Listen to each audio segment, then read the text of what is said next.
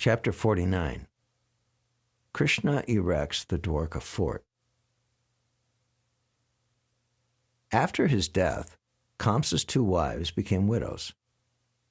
According to Vedic civilization, a woman is never independent. She has 3 stages of life. In childhood, a woman should live under the protection of her father. A youthful woman should live under the protection of her young husband. And in the event of the death of her husband, she should live either under the protection of her grown-up children, or if she has no grown-up children, she must go back to her father and live as a widow under his protection. It appears that Kamsa had no grown-up sons. After becoming widows, his wives returned to the shelter of their father. Kamsa had 2 queens. One was Asti and the other Prapti, and both happened to be the daughters of King Jarasandha, the lord of the Bihar province, known in those days as Magadharaj. After reaching home, both queens explained their awkward position following Kamsa's death. The king of Magadha, Jarasandha, was mortified on hearing their pitiable condition due to the slaughter. When informed of the death of Kamsa, Jarasandha decided on the spot that he would rid the world of all the members of the Yadu dynasty. He decided that since Krishna had killed Kamsa, the whole dynasty of the Yadus should be killed. He began to make extensive arrangements to attack the kingdom of Mathura with his innumerable military phalanxes, consisting of many thousands of chariots, horses, elephants, and infantry soldiers. Jarasandha prepared 13 such military phalanxes in order to retaliate the death of Kamsa. Taking with him all his military strength, he attacked the capital of the Yadu kings, Mathura, surrounding it from all directions. Sri Krishna, who appeared as an ordinary human being, saw the immense strength of Jarasandha, which appeared as an ocean about to cover a beach at any moment. He also perceived that the inhabitants of Mathura were overwhelmed with fear. He began to think within himself about the situation of his mission as an incarnation and how to tackle the present situation before him. His mission was to diminish the overburdened population of the whole world. Therefore, he took the opportunity of facing so many men, chariots, elephants, and horses. The military strength of Jarasandha had appeared before him, and he decided to kill the entire force of Jarasandha so that they would not be able to go back and again reorganize their military strength. While Lord Krishna was thinking in that way, 2 military chariots, fully equipped with drivers, weapons, flags, and other implements, arrived for him from outer space. Krishna saw the 2 chariots present before him and immediately addressed his attendant brother, Balaram, who is also known as Sankarshan. "My dear elder brother, you are the best among the Aryans. You are the lord of the universe, and specifically, you are the protector of the Yadu dynasty. The members of the Yadu dynasty sense great danger before the soldiers of Jarasandha, and they are very much aggrieved.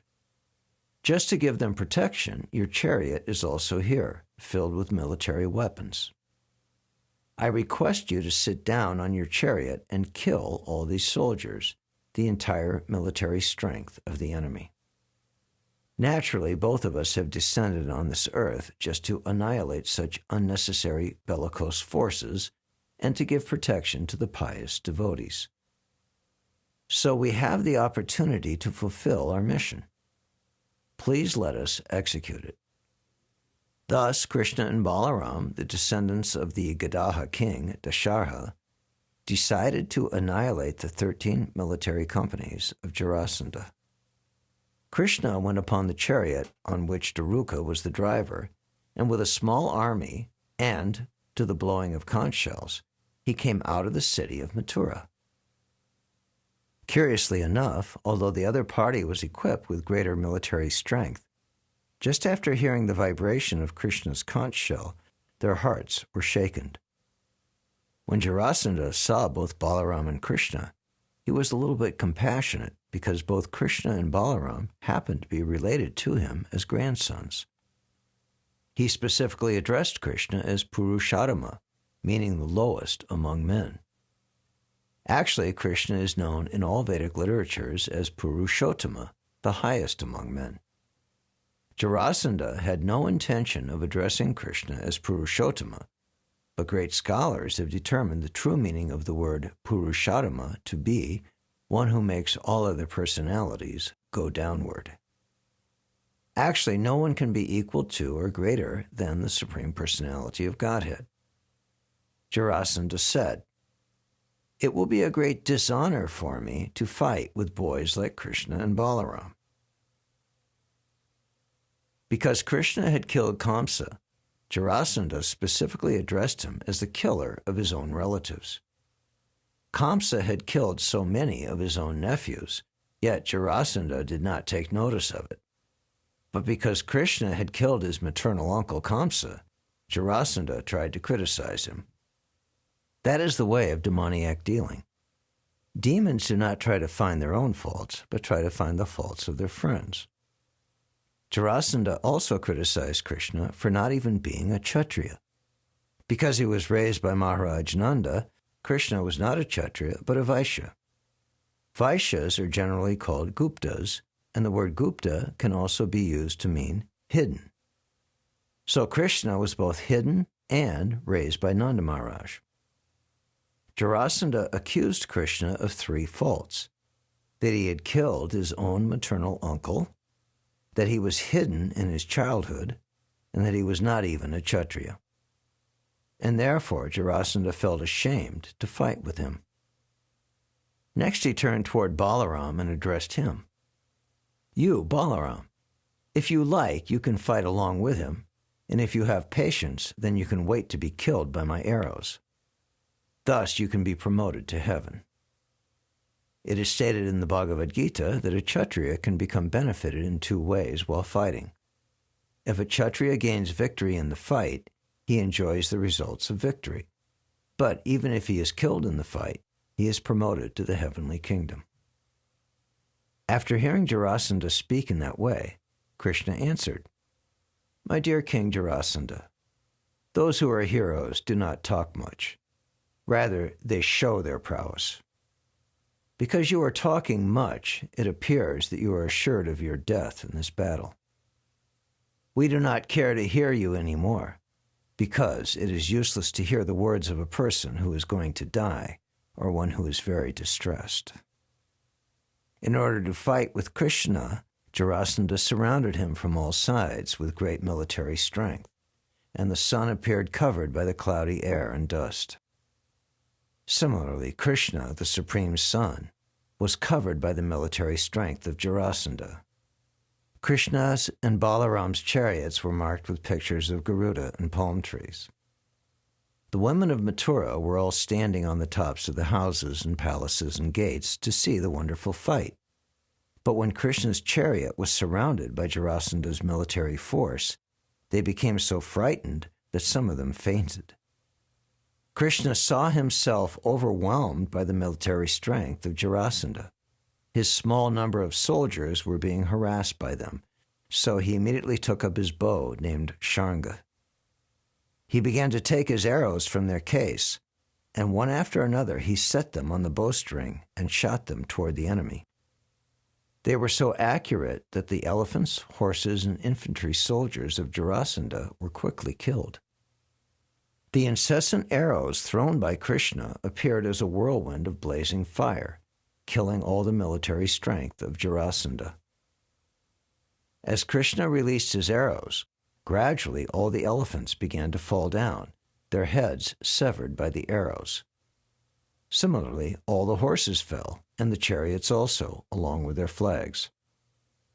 The chariot fighters and the chariot drivers fell as well. Almost all the infantry soldiers fell on the field of battle, their heads, hands, and legs cut off. In this way, many thousands of elephants and horses were killed, and their blood began to flow just like the waves of a river.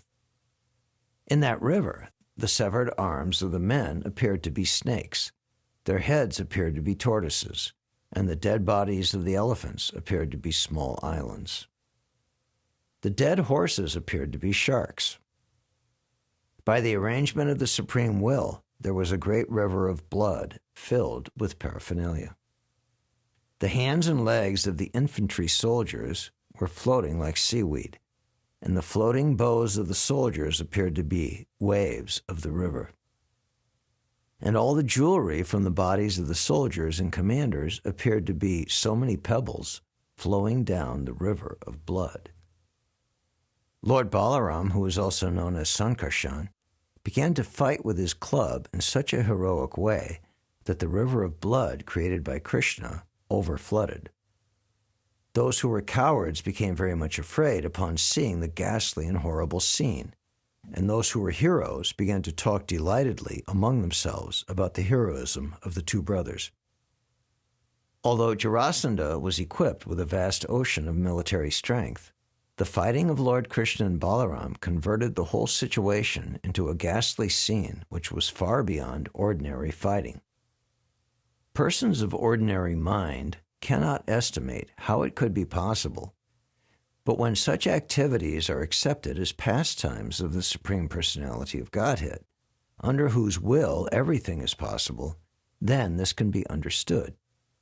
The Supreme Personality of Godhead is creating, maintaining, and dissolving the cosmic manifestation by His will only. For Him to create such a vast scene of devastation while fighting with an enemy is not so wonderful.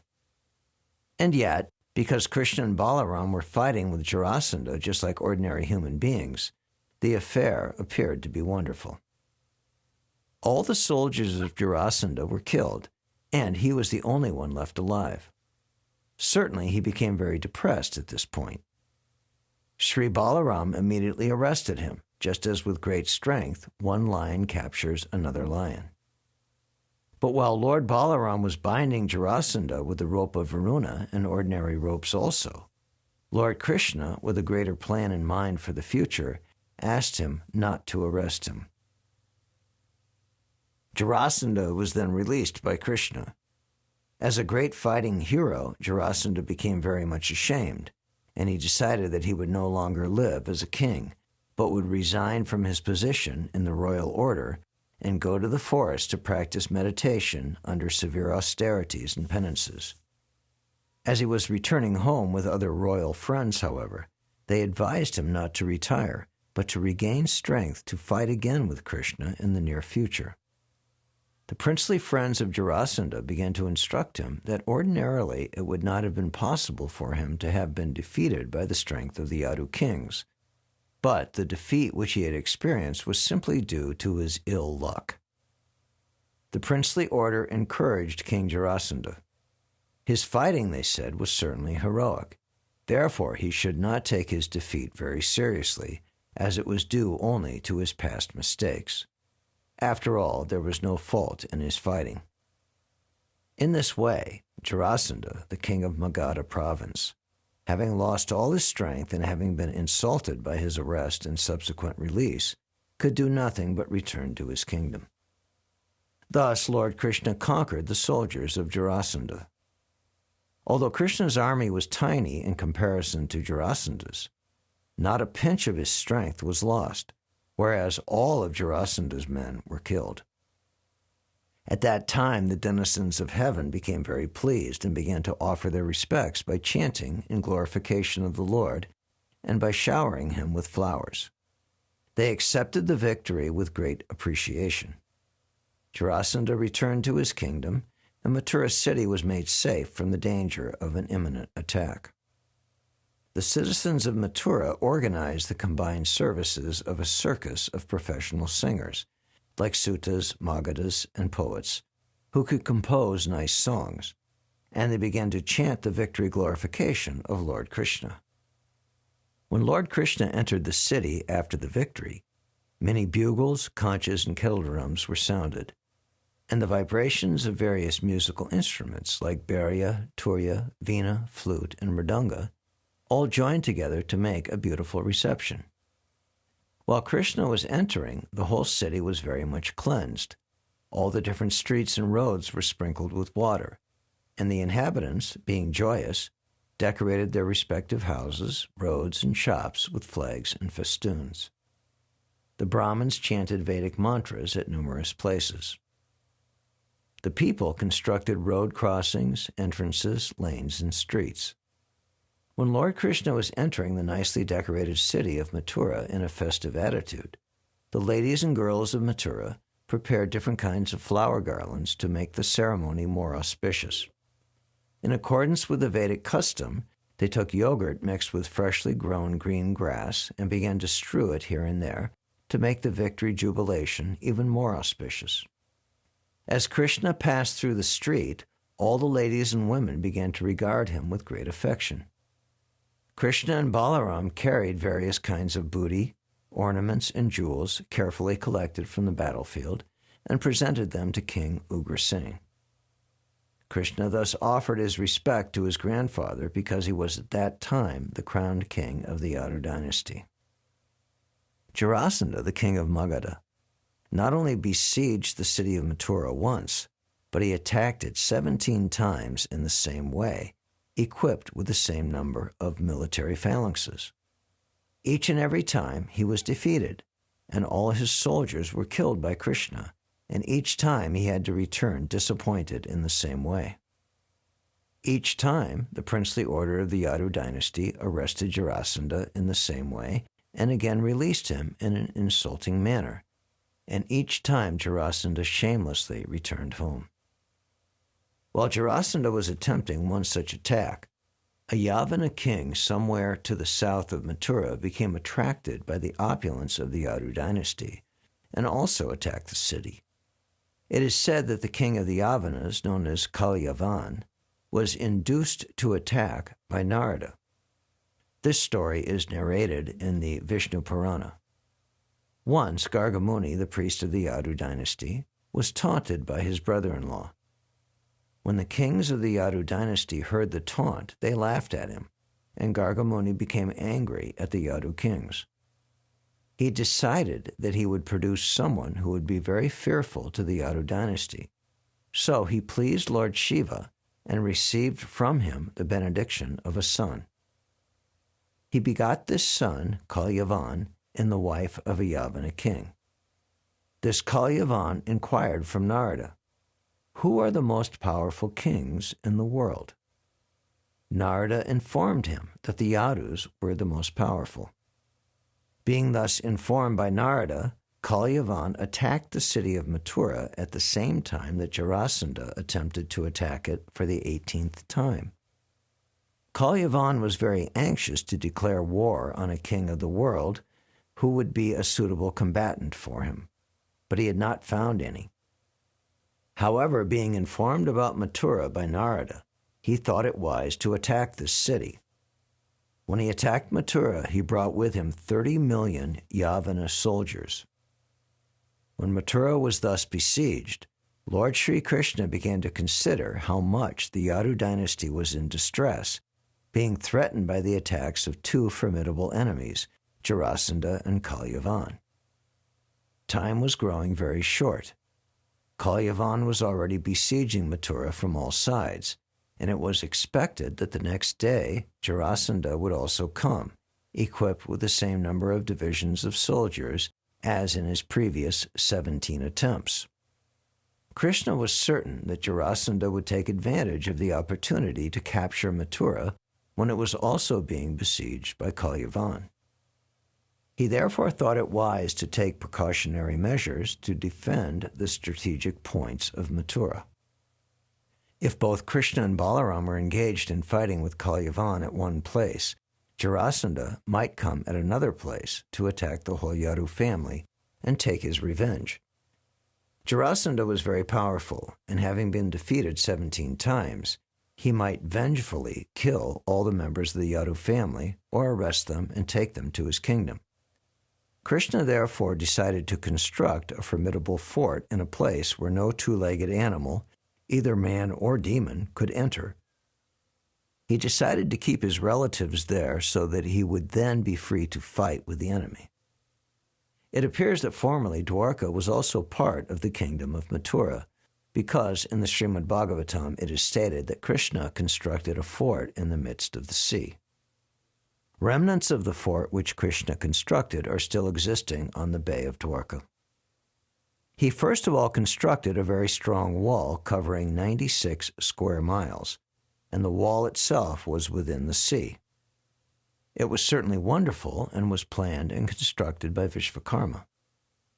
No ordinary architect could construct such a fort within the sea, but an architect like Vishvakarma, who is considered to be the engineer among the demigods, can execute such wonderful craftsmanship anywhere in any part of the universe.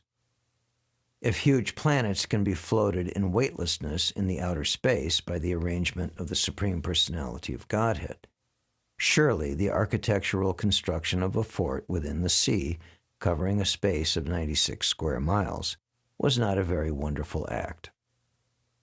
It is stated in the Srimad Bhagavatam that this new, well-constructed city, developed within the sea, had regular planned roads, streets, and lanes.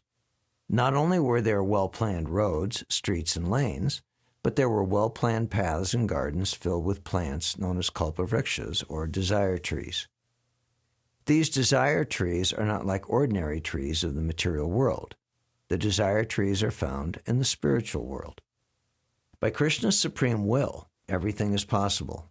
So such desire trees were planted in the city of Dwarka, constructed by Krishna.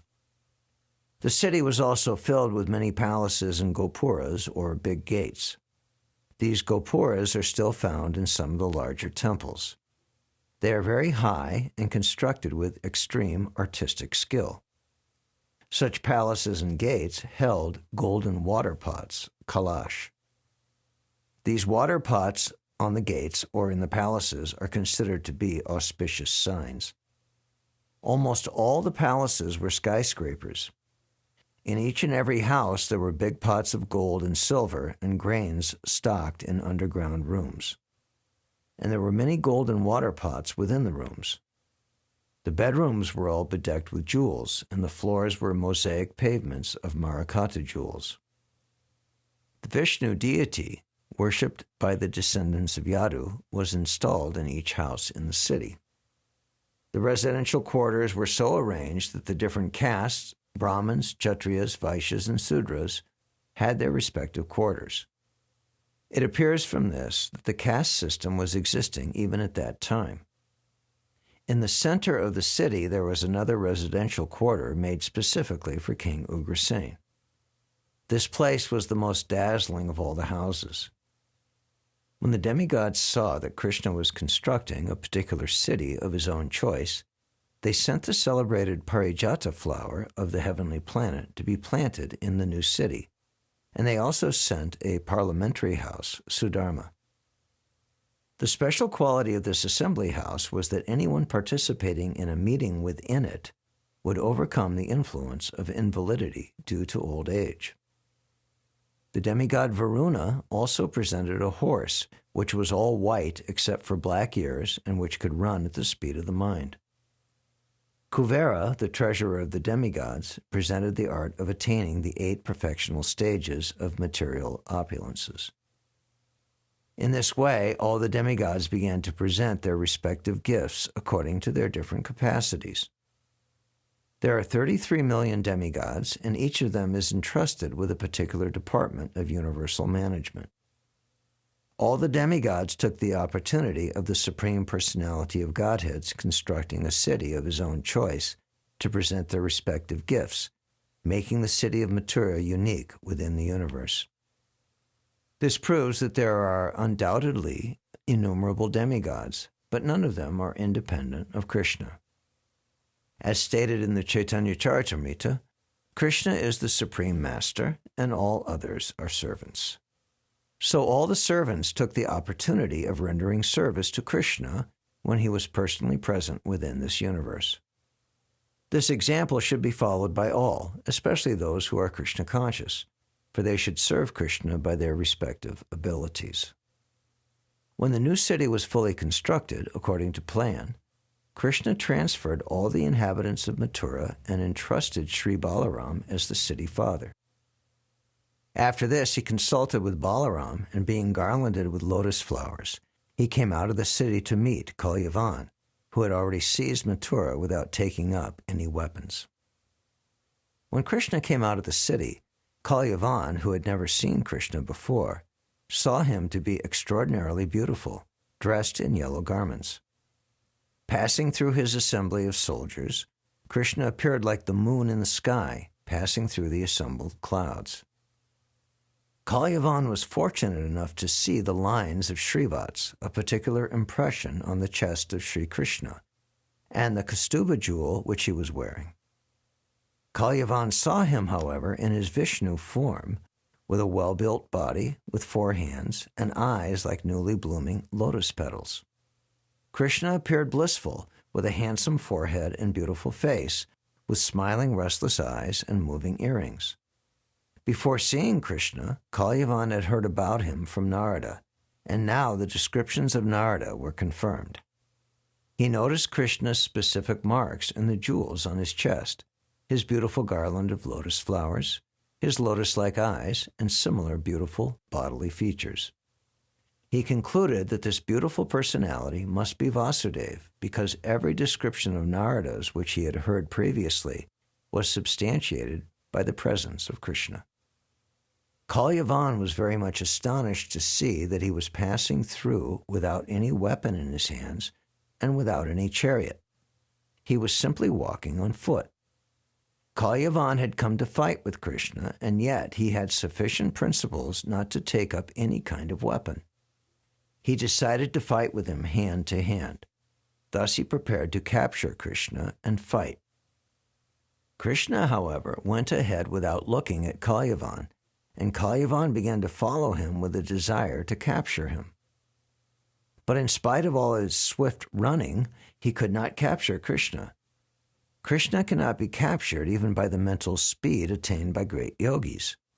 He can be captured only by devotional service, and Kalyavan was not practiced in devotional service. He wanted to capture Krishna, and as he could not do so, he was following him from behind. Kalyavan began running very fast, and he was thinking, "Now I am nearer, I will capture him." But he could not. Krishna led him far away, and he entered the cave of a hill. Kalyavan thought that Krishna was trying to avoid fighting with him, and was therefore taking shelter of the cave. He began to chastise him with the following words: "O you, Krishna, I heard that you are a great hero born in the dynasty of Yadu, but I see that you are verily running away from fighting like a coward. It is not worthy of your good name and family tradition." Kalyavan was following, running very fast, but still he could not catch Krishna because he was not freed from all contaminations of sinful life. According to the Vedic culture, anyone who does not live following the regulative principles of life observed by the higher castes, like the Brahmins, Kshatriyas, Vaishyas, and even the laborer class, is called Malecha. The Vedic social situation is so planned that persons who are accepted as Shudras can gradually be elevated to the position of Brahmins by the cultural advancement known as samskara, or the purificatory process. The version of the Vedic scriptures is that no one becomes a Brahmin or a Malecha simply by birth. By birth, everyone is accepted as Shudra.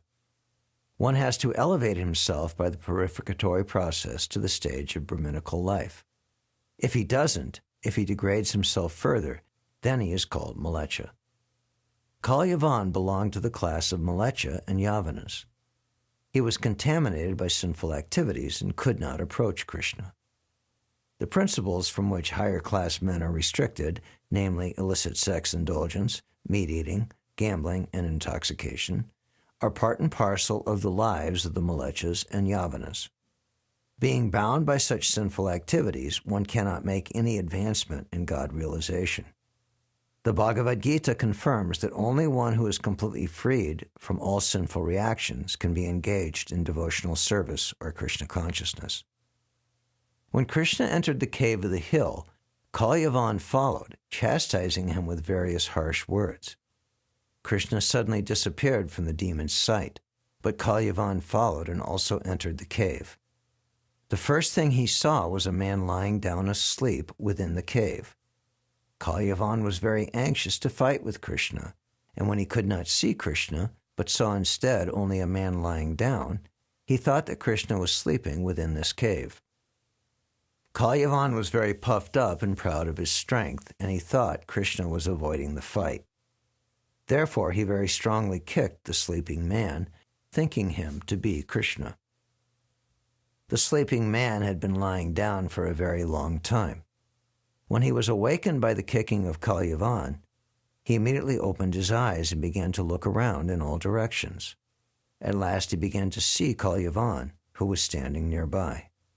This man was untimely awakened and therefore very angry, and when he looked upon Kalyavan in his angry mood, rays of fire emanated from his eyes, and Kalyavan burned into ashes within a moment. Thus ends the Bhaktivedanta purport of the 49th chapter of Krishna, Krishna Erects the Dwarka Fort.